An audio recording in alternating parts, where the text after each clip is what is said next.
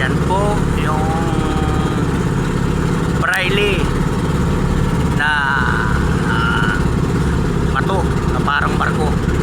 Yan po ay narito sa tapat ng koridor. Yung pong bundok na yun, yan po ang bundok ng koridor. Ito po naman ang Cavite. Ayan po, ito po ang Cavite yan. Ito po naman yung mga bangka o mga yate ng mga mayayaman. Ayan po, yung may matataas na yan na antina na kulay puti. Ayan po sila. Kami po ay papunta ngayon ng Infanta Quezon. Baka mamayang hapon ay nandun na kami sa Calatagan, Batangas.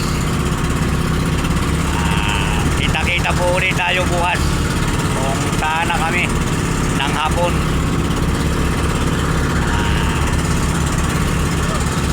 Sana po ay gabayan kami ng Panginoon sa aming paglalakbay.